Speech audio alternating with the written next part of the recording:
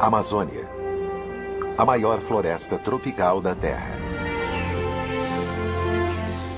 Ela é o lar de uma em cada 10 de todas as espécies do planeta.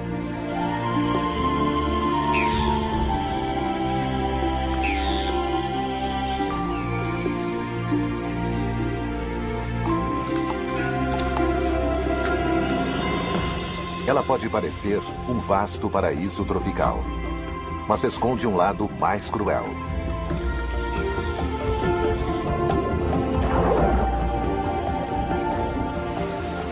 Nesta paisagem, há a mesma quantidade de água quanto de floresta.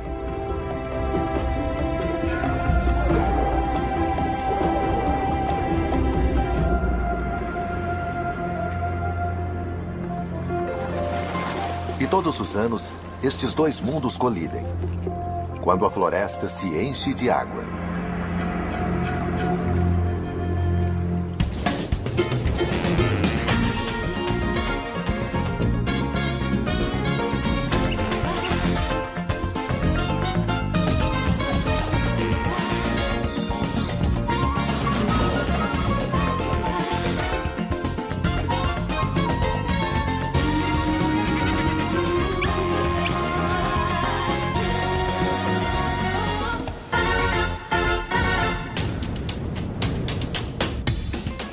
Brasil Selvagem.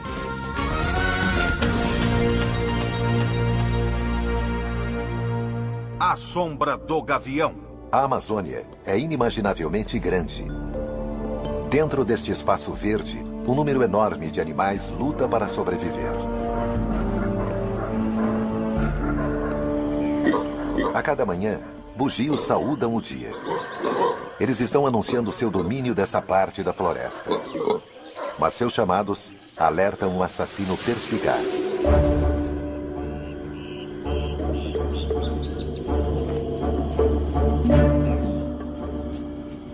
A arpia é a ave de capina mais poderosa do mundo, capaz de carregar um bugio em suas garras. Suas asas, cuja envergadura é de 2,5 metros, são amplas e curvas, o que a permite fazer manobras através dos dosséis com precisão mortal.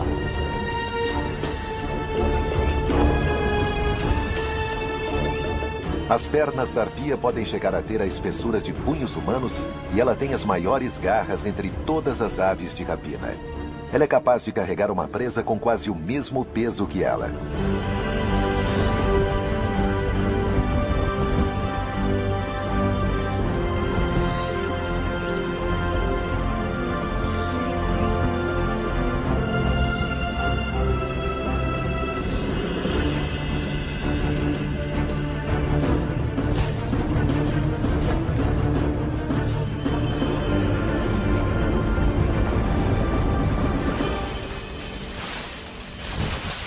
Mas dessa vez, o objetivo da arpia era somente um galho.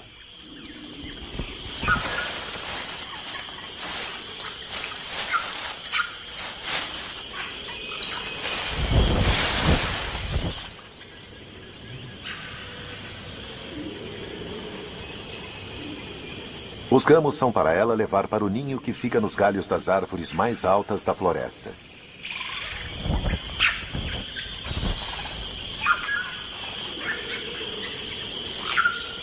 Mas esses ramos verdes talvez não sejam utilizados na construção ou embelezamento do ninho. As folhas de muitas das plantas desta floresta contêm substâncias químicas, venenos, para evitar que os animais as comam. E essas folhas podem agir como repelentes contra insetos. A ave talvez esteja usando armas químicas.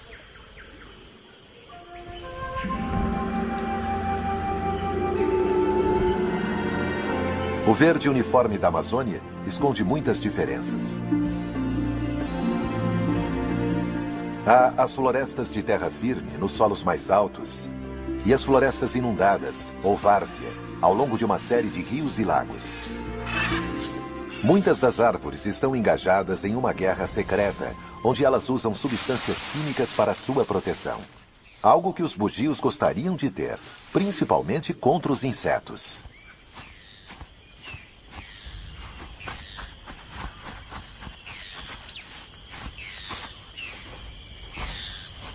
Quando não estão se coçando, os macacos fornecem um serviço às árvores.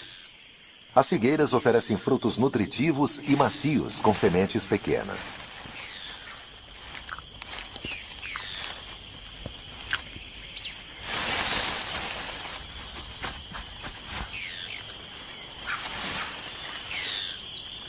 Quando se alimentam, os bugios jogam fora as sementes e assim as figueiras se multiplicam pela floresta. Na guerra invisível, as árvores lutam para manter suas folhas, muitas usando venenos para evitar que os animais as comam, mas ao mesmo tempo incentivando as criaturas a comerem seus frutos.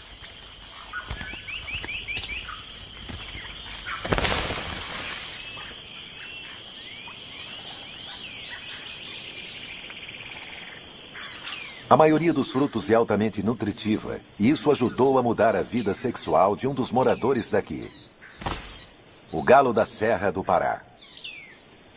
Todas as manhãs, depois de se fartar rapidamente de frutas, os fabulosamente coloridos machos se reúnem em uma área de exibição comunal.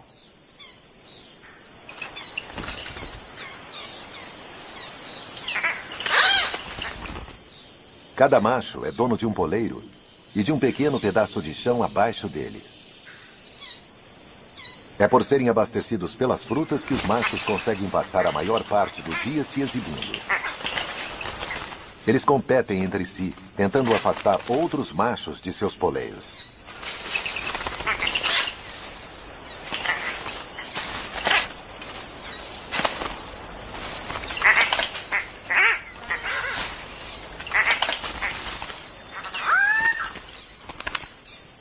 A chegada de uma fêmea unicolor faz os machos descerem, cada um para sua área individual. Curiosamente, eles agora pararam de emitir sons e mal se movem. Eles esperam com as penas eriçadas, na esperança de que a fêmea visite sua área exclusiva. Os machos tentam estragar o show um dos outros, adentrando a cena da exibição alheia.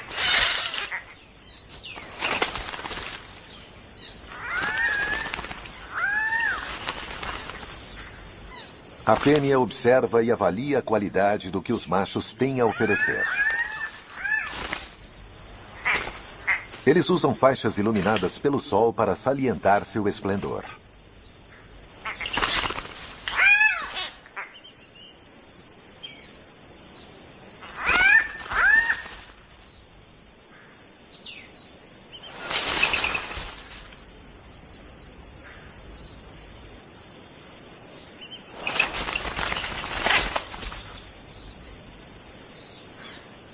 Ela escolheu um macho na margem extrema da área de exibição, onde o acasalamento acontece discretamente.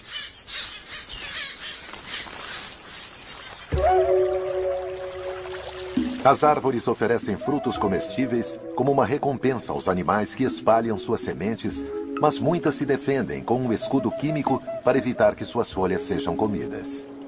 Existe uma guerra invisível entre as árvores e os comedores de folhas. E o comedor de folha mais importante da Amazônia é este pequeno inseto, a formiga cortadeira. Suas mandíbulas vibram milhares de vezes por segundo à medida que ela corta as folhas. As folhas cortadas não são comidas pelas operárias. Em vez disso, elas as levam de volta para o ninho.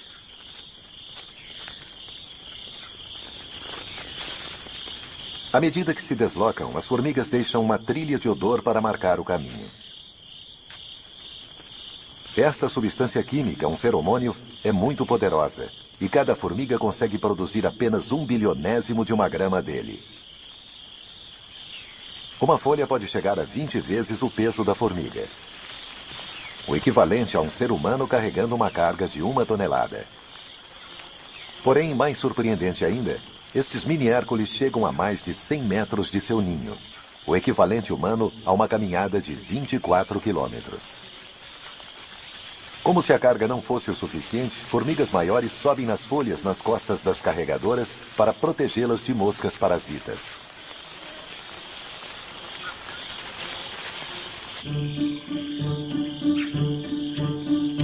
O ninho subterrâneo é enorme e pode abrigar cerca de 8 milhões de indivíduos.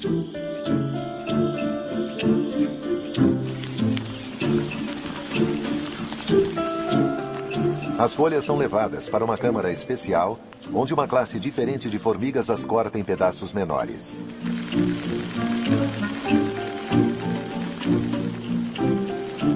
O objetivo de toda essa indústria é alimentar um fungo. As formigas são fazendeiras e as menores operárias cuidam dos jardins de fungos. Este é o alimento da colônia.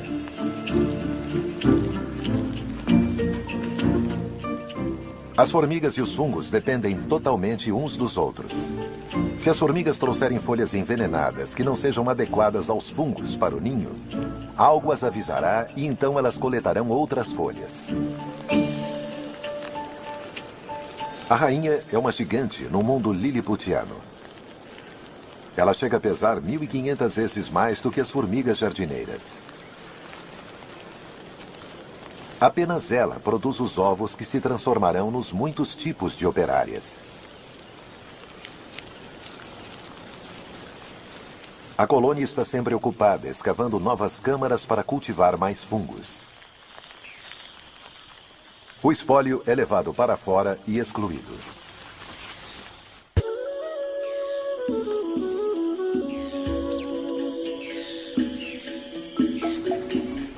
As formigas encontraram um método de lidar com as folhas tóxicas.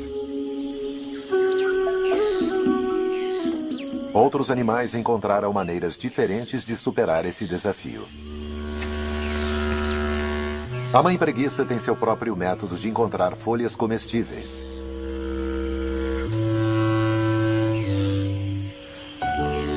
Bem devagar.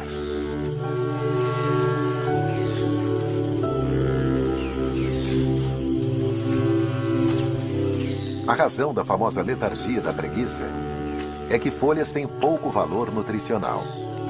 Então, a preguiça economiza energia com um metabolismo muito lento.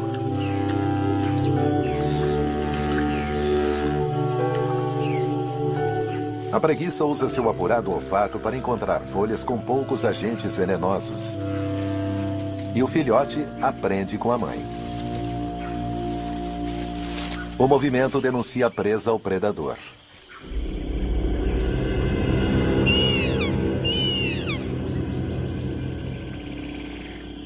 Mas isso não é problema para a preguiça, que descansa e dorme durante a maior parte do dia.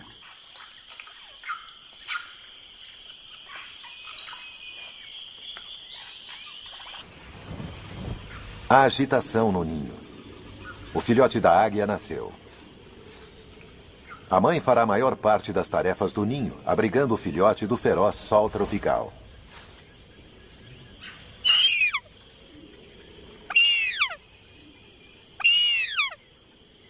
O filhote passará 5 meses no ninho, até que chegue a ter o tamanho dos pais. Durante esse tempo, eles trarão galhos como uma forma de controlar os insetos. A mãe vê algo se movendo.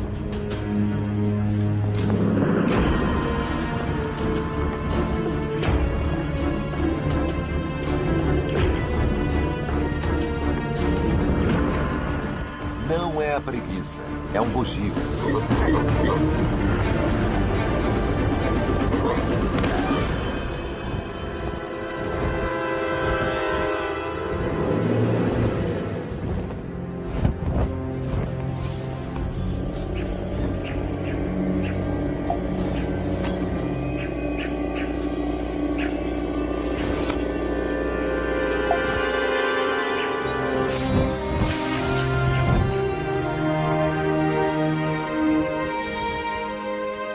O macaco será um dos muitos que os pais trarão ao único filhote durante os próximos meses.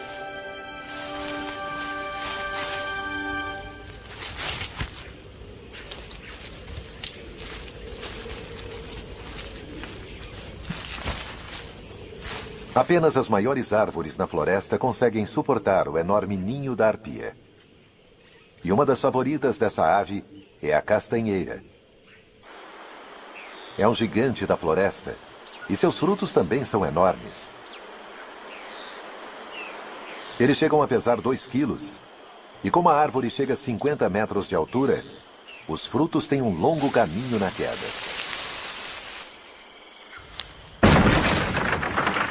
Existem até registros de mortes entre humanos atingidos por aquelas castanhas. O fruto é duríssimo e por muito tempo não se soube que animais conseguissem abri-lo. Mas agora sabemos que este roedor, a cutia, não só come as castanhas, como ajuda a produzir novas árvores.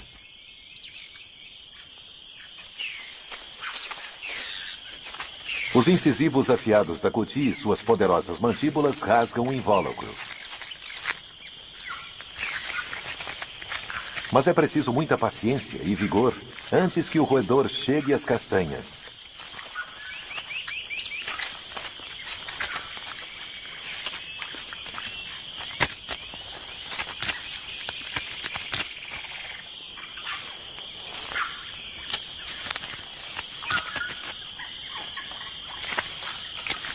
A cutia come algumas e enterra o restante para mais tarde.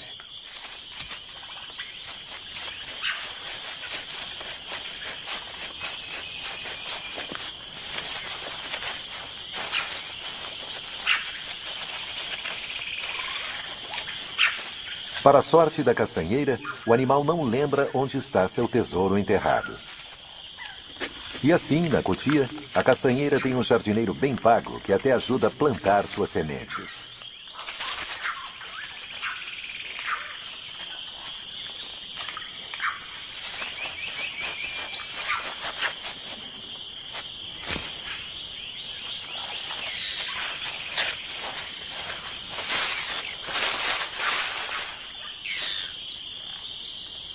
As sementes ficam dormentes por mais de 1 ano antes de germinarem.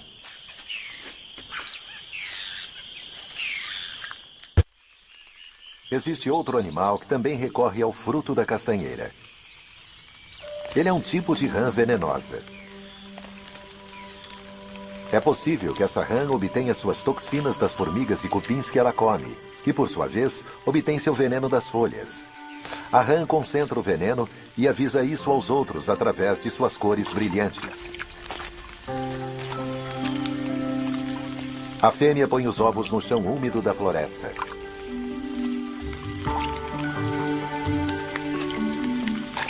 O macho toma conta e os mantém limpos.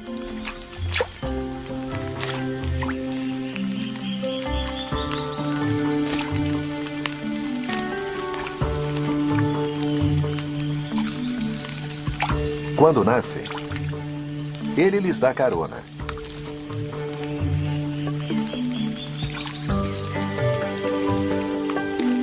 Os girinos aderem ao muco das costas do pai. O pai carrega os filhotes um a um até a casca vazia da castanha.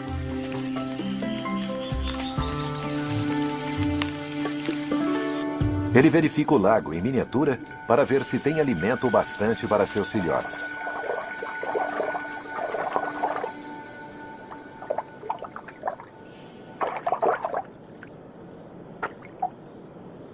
Em alguns meses, as jovens rãs venenosas sairão da segurança de seu berçário na casca da castanha.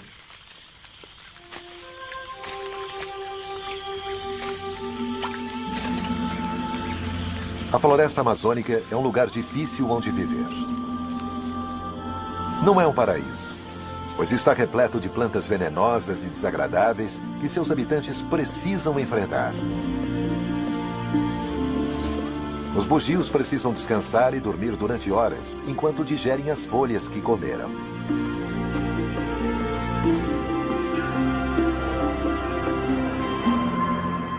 A noite traz novos desafios e uma gama diferente de animais.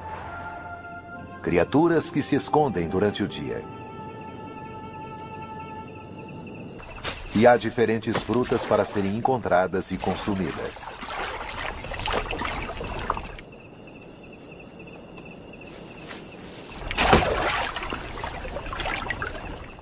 A cuíca se prepara para a noite.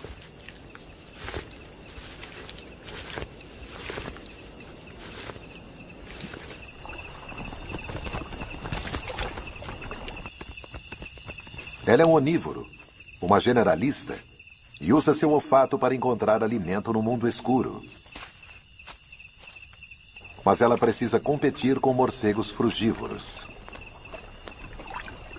Uma fruta deste tamanho é uma atração irresistível.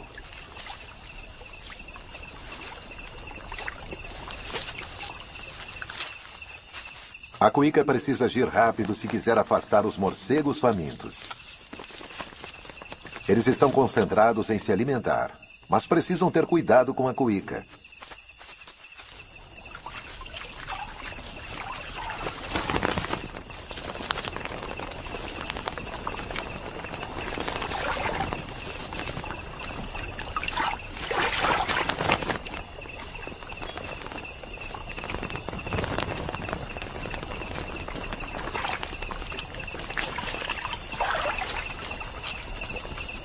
A atração das frutas no solo é tanta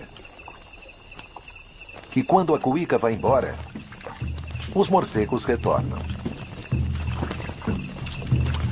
Eles estão distraídos com o frenesi da alimentação e não percebem que a cuíca voltou.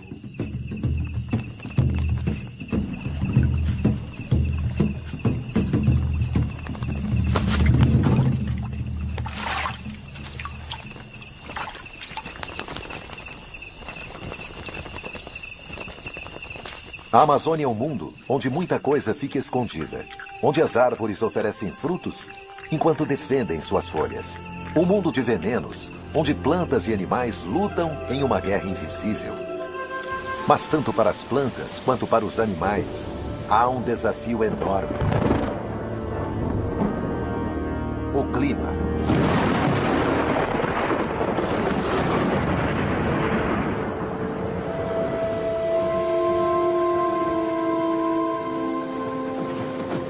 A Amazônia é uma floresta tropical. Cerca de 250 centímetros de chuva caem todos os anos.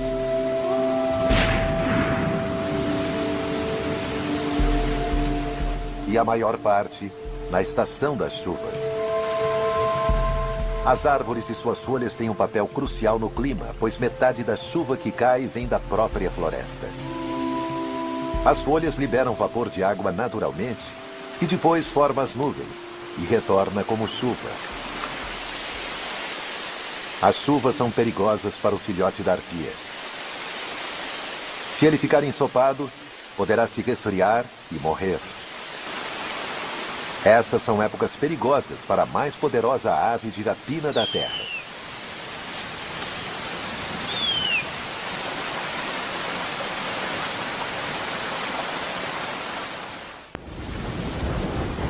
As chuvas transformam a floresta amazônica e muitos de seus rios.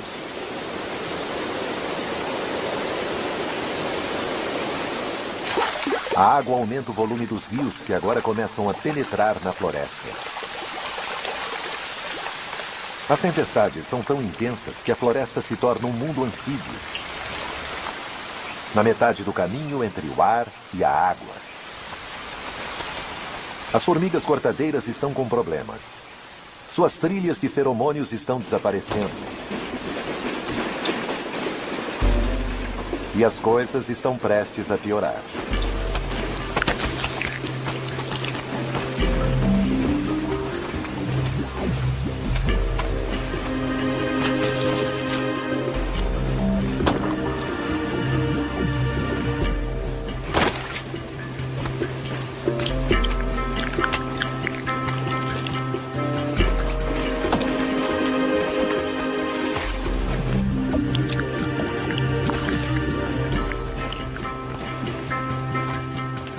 Não são apenas as torrentes de água vindas de cima. Os rios continuam subindo, submergindo suas trilhas. As formigas, as maiores consumidoras de folhas da floresta, estão encharcadas pela estação das chuvas. À medida que a água sobe, ela se espalha dentro da floresta e cria alguns dos habitats mais exclusivos do mundo. As várzeas e igapós, florestas inundadas sazonalmente.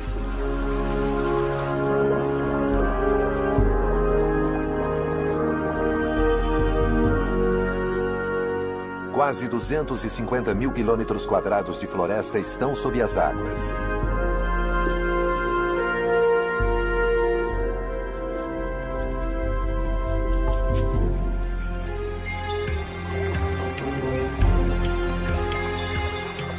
A transformação é total.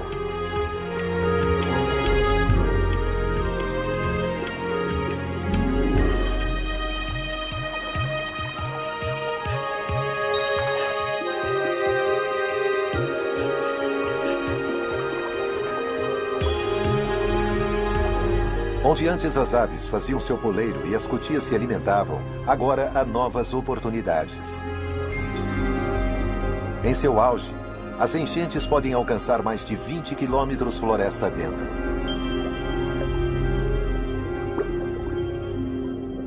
A água está verde, cheia de plâncton microscópico que alimenta cardumes de pequenos peixes à medida que eles se movem por entre a floresta inundada. Os peixes fazem sua casa entre as folhas do solo da floresta, onde antes formigas carregavam suas pesadas cargas.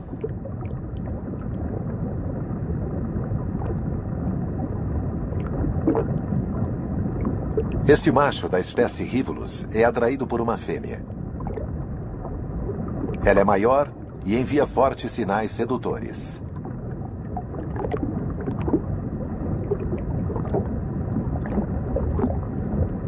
Mas nem tudo é o que parece. O macho está seduzido, mas está indo para a morte. A fêmea não é da sua, mas de outra espécie, a Erythrinus, uma fêmea fatal dos peixes que imita uma fêmea comum, atraindo assim o macho para a morte.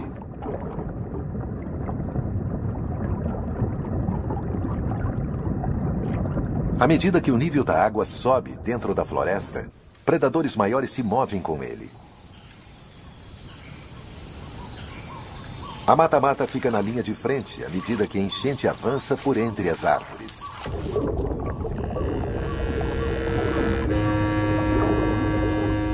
Ela tem seu próprio método de pesca. Uma de suas técnicas é se misturar ao pano de fundo. Ela fica parecendo um tronco coberto com vegetação. Seu disfarce é tão completo que os peixes vêm mordiscar seu casco. A única limitação desse predador é que ele precisa respirar.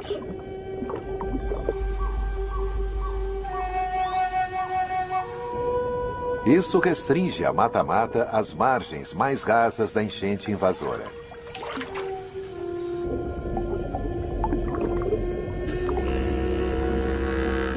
A tartaruga se posiciona de novo e espera.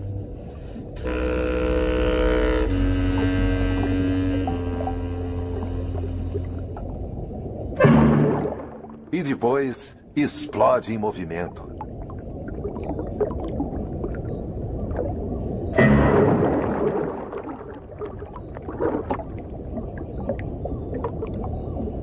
Para a maioria dos peixes, o fim é tão inesperado quanto repentino.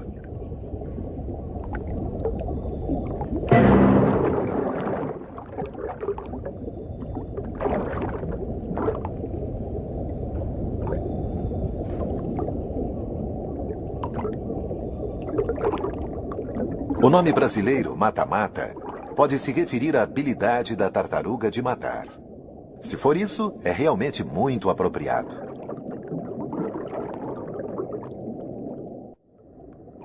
À medida que a água enche a floresta, ela causa problemas para alguns de seus habitantes mais lentos.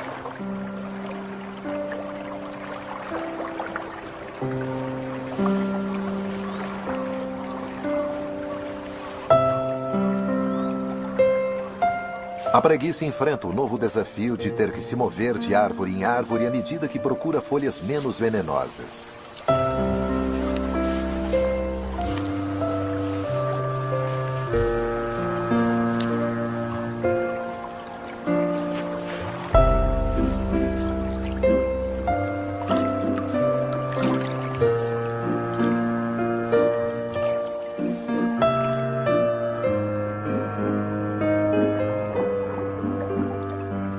Ela é uma nadadora surpreendentemente habilidosa, o que é muito bom.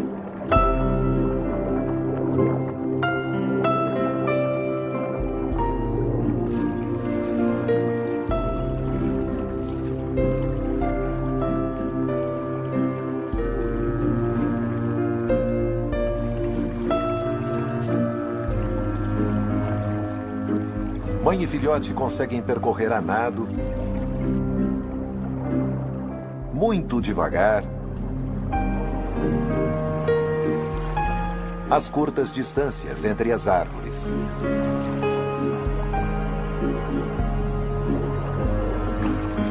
Desde que seu pelo não fique muito encharcado.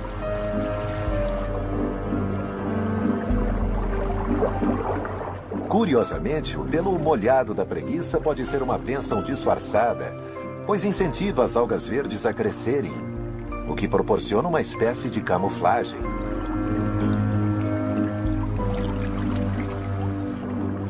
À medida que a água continua subindo e alcançando os galhos das árvores, um macho da espécie Caracide se aproxima e estabelece território. E logo atrai uma fêmea.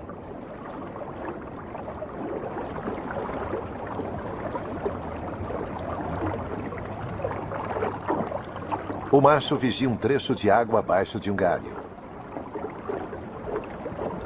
Os caracídeos são os únicos entre todos os peixes que colocam seus ovos nas folhas acima da água. O ato de acasalamento exige coordenação extraordinária e o tempo perfeito.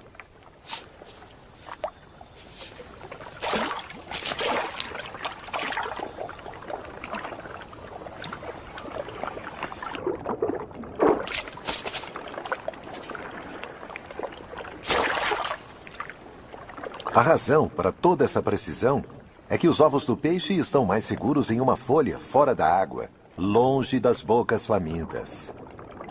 Depois que todos os ovos são posicionados, o macho não só os protege, ele também os mantém úmidos.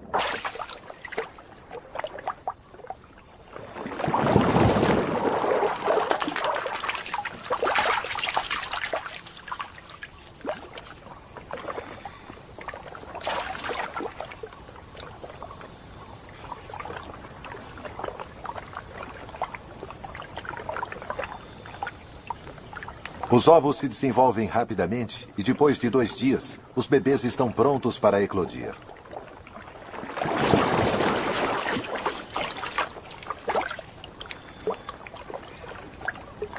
Eles caem com segurança nas águas da floresta inundada.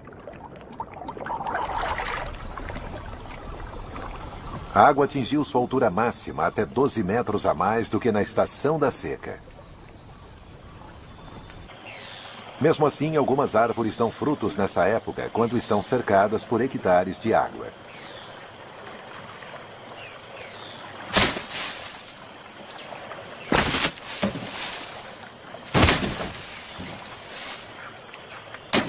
As sementes da seringueira parecem estar sendo desperdiçadas, caindo dentro da água. Mas nada poderia estar mais longe da verdade.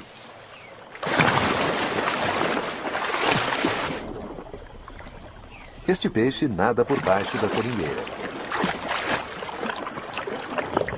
Ele se alimenta de frutas e sementes com mandíbulas poderosas e dentes capazes de esmagar as mais duras sementes.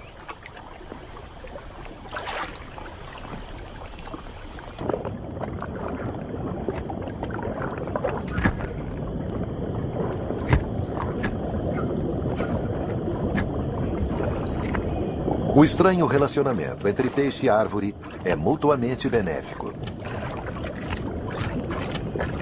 As sementes evacuadas por ele são espalhadas pela floresta inundada. Com uma enchente com nível tão alto, a várzea não é um local seguro.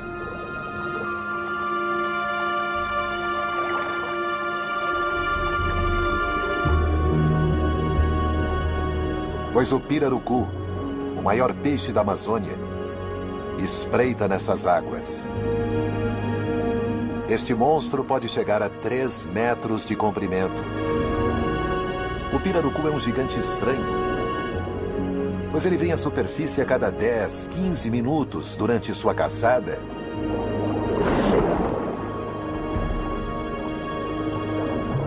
Pois ele precisa respirar.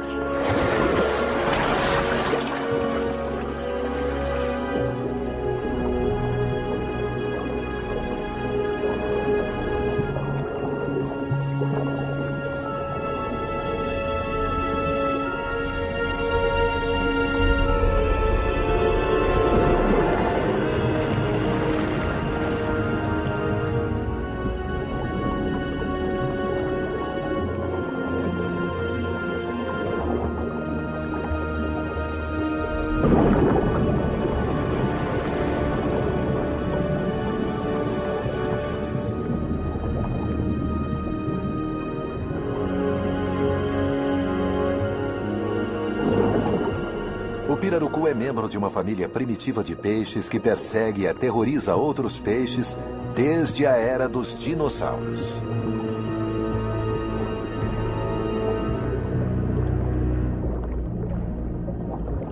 E ele tem um parente, outro peixe dinossauro, que assombra o mundo submarino de folhas da floresta inundada. Ele tem um alvo bem diferente. As pequenas criaturas que ficam presas nos troncos e ramos das árvores sob as águas.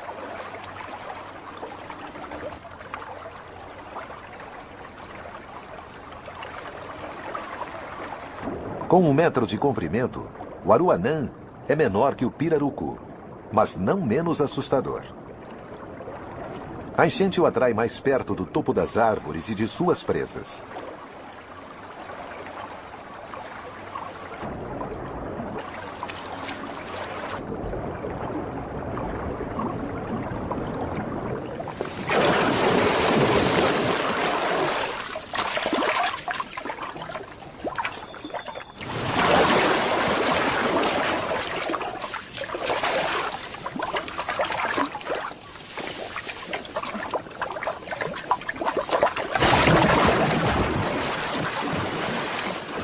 As enchentes são uma época de abundância para os aruanãs. Durante meses, eles terão acesso às árvores.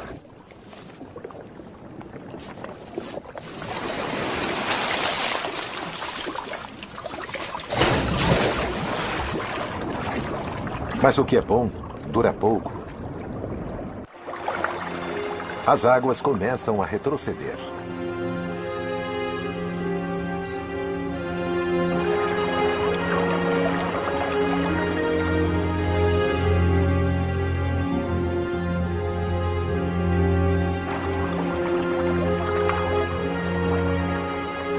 Esta é uma época perigosa para os peixes da floresta.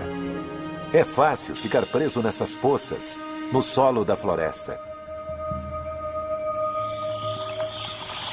Mas nem todos os peixes estão indefesos. À medida que as poças esvaziam, o Erythrinus, o imitador de assassinos, simplesmente nada sobre o solo. A gravidade o leva rio abaixo. Desta forma notável, ele escapa da morte certa.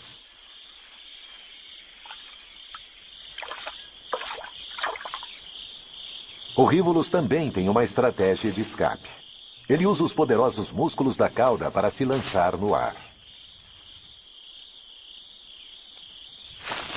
Desta maneira vigorosa, ele gira sobre o solo da floresta.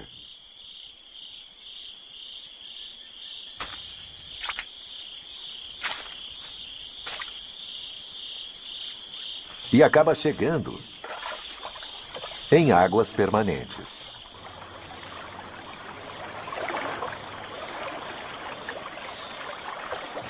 Os habitantes temporários das florestas inundadas são forçados a voltarem para os riachos, rios e lagos.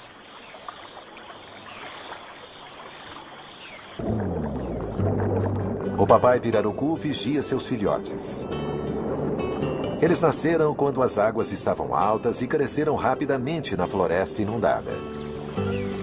Agora, o peixe-monstro mostra seu lado gentil, cuidando de mais de 100 filhotes. Eles já adquiriram o hábito de respirar, e essa habilidade é crucial para filhotes e adultos, pois as águas quentes têm uma quantidade muito baixa de oxigênio.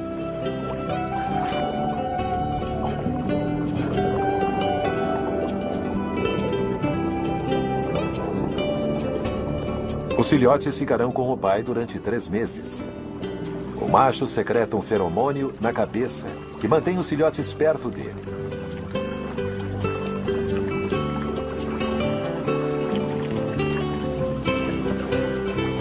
Eles crescerão e chegarão a 1 metro de comprimento quando tiverem 1 ano de idade.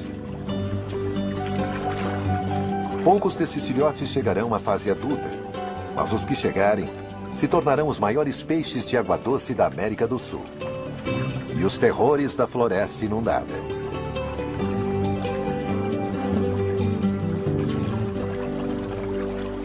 O fluxo das enchentes traz tanto fartura quanto fome para os peixes. E as estações da seca e das chuvas afetam todas as criaturas da Amazônia. É na estação da seca, na floresta de terra firme, que outro gigante da Amazônia atinge seu momento-chave em seus deveres de pai.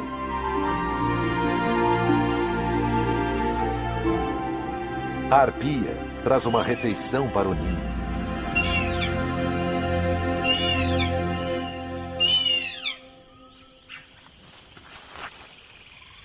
O filhote está com 5 meses e já é quase adulto.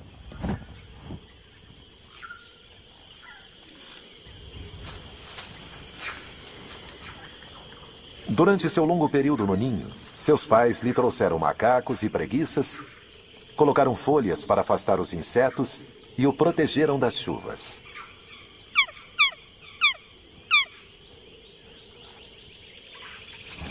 Agora está na hora dele ir para o ar.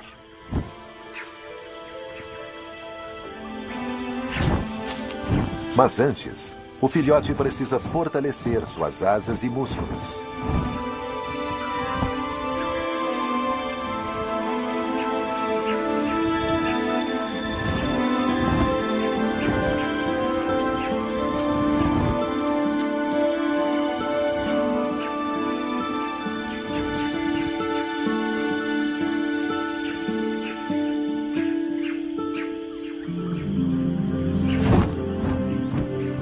O reino dessas arpias é um dos mais complexos do mundo.